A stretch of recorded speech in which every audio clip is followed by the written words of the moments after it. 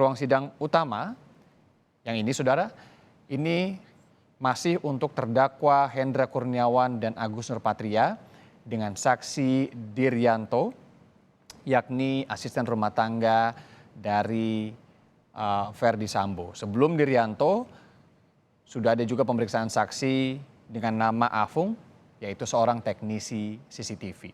Pemeriksaan saksi ini memang tidak disiarkan audionya, tidak didengarkan audionya. Ini adalah keputusan majelis hakim di ruang sidang. Namun itu mengapa kami menampilkan cuplikan sidang yang telah kami cuplik sebelumnya, beberapa menit sebelumnya, lalu kami tampilkan untuk Anda.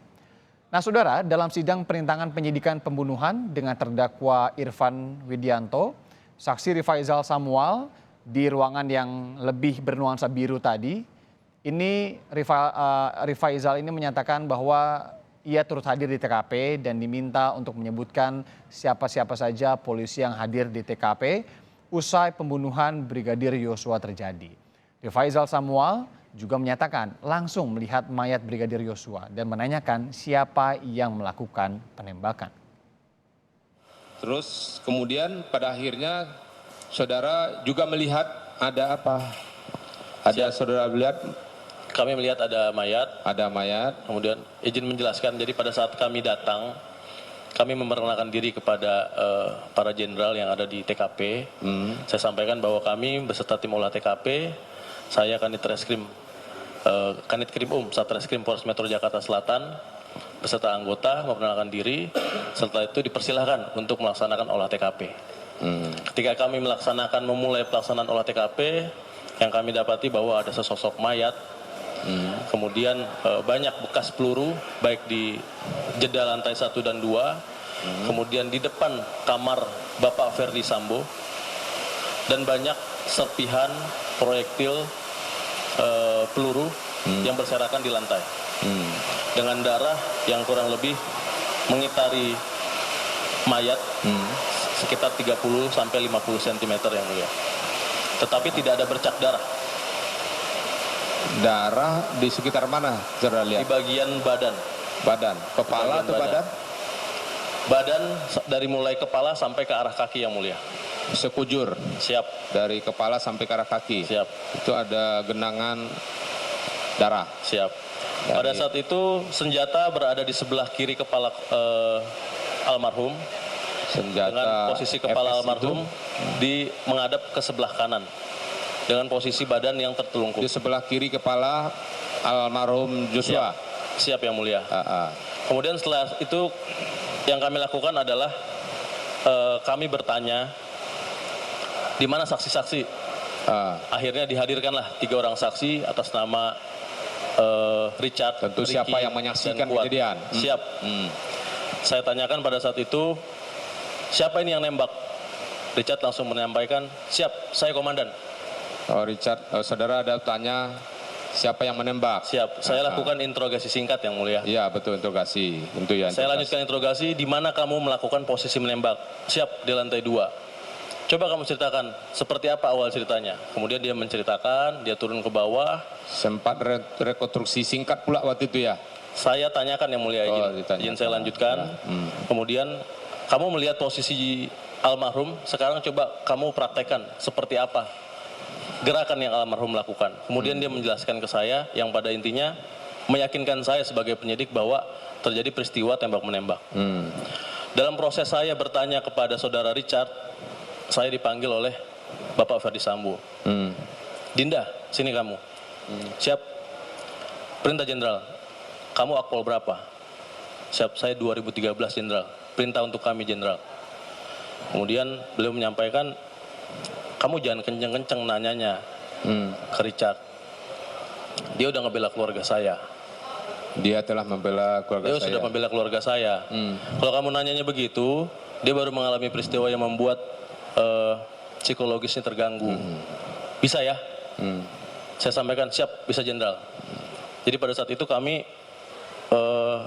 merasa mungkin saya yang salah yang mulia. Karena saya bertanya terlalu keras dan menyecar saudara Richard pada saat itu.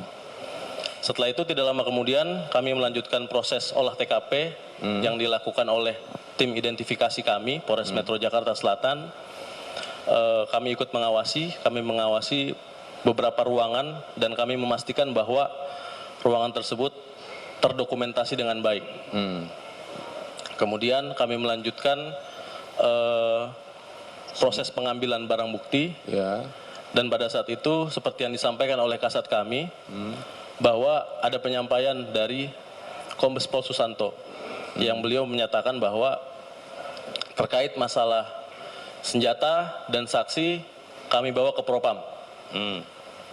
Dan perintah tersebut adalah perintah dari Bapak Irjen Pol Ferdy Sambo. Perintah dari Siap. Bapak. Atas perintah Bapak Irjen Pol Ferdy Sambo pada saat itu. Ya, Ferdy Sambo. Siap. Ya. Yang memerintahkan KBP Susanto, sehingga KBP Susanto Ya. memerintahkan kami semua. Ya. Ini keterkaitan antara anggota. Dari mana saudara tahu itu perintah Ferdy Sambo? Apakah saudara mendengar langsung rupanya? Kami mendengar yang mulia. Apa katanya? Siap. Nanti ini dibawa ke Provos.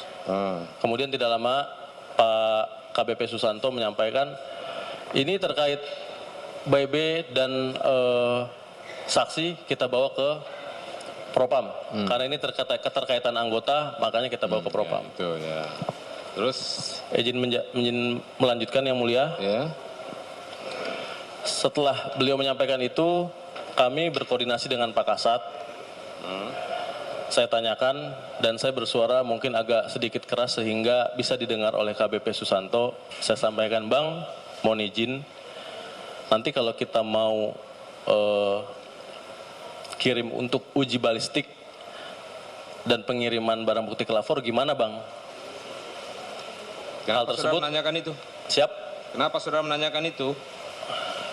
Mohon izin yang mulia, karena untuk senjata dan saksi itu sangat diperlukan untuk kami melakukan proses penyidikan. Sehingga saya ingin mendapatkan informasi awal kepada saksi-saksi dan proses penyidikan terkait pengiriman barang bukti dari penyidik kepada. Tapi pada itu tuh saudara kan sudah sempat memfoto apa-apa yang ada di situ kan? Termasuk juga senjata jenis pistol itu. Betul yang mulia. Kami memfoto pistol jenis HS yang diidentifikasi adalah milik almarhum. Kemudian jenis Glock yang diidentifikasi adalah milik Eliezer. Richard. Eliezer. Ada 2 senjata ya. Peluru yang ada di situ tuh apakah Siap.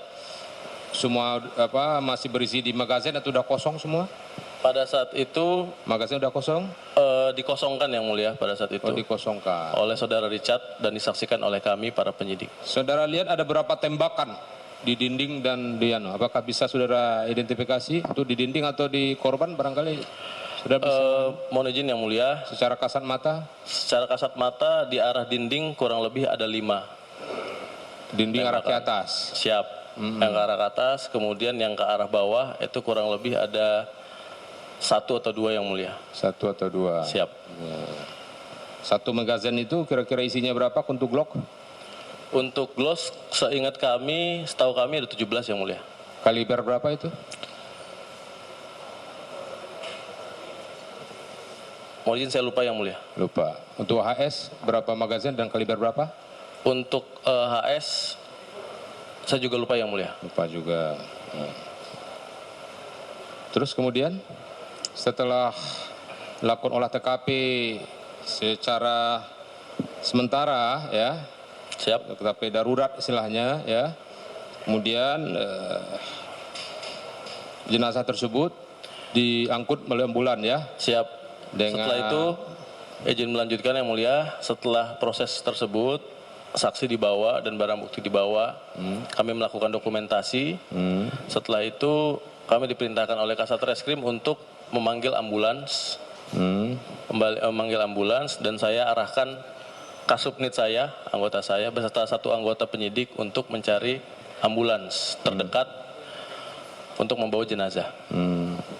Gitu ya. Pada saat itu jenazah dikawal oleh KBP Susanto dan anggotanya, untuk dari Jakarta Selatan oleh Ibda Arsyad Dasar. dan Bribtu Reinhardt. Jadi 2 orang dari kami yang mulia. Dibawa kemana? Rumah sakit di mana? Dibawa ke rumah sakit Keramat Jati. Keramat Jati. Siap. Rumah sakit terdekat dari lokasi. Siap. Itu kurang lebih 19.30. Kemudian kami lanjutkan proses Tidak dibawa ke rumah sakit Bayangkara ya? Keramat Jati yang mulia. Ya, Keramat Jati. Siap. Ya, itu ya. Terus saudara bertolak dari situ meninggalkan lokasi pada itu kira-kira pukul berapa?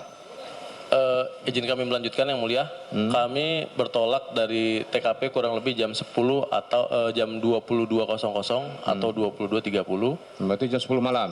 Siap. Betul Terus yang mulia. apa saja saudara lakukan di situ? Pada saat itu izin menjelaskan setelah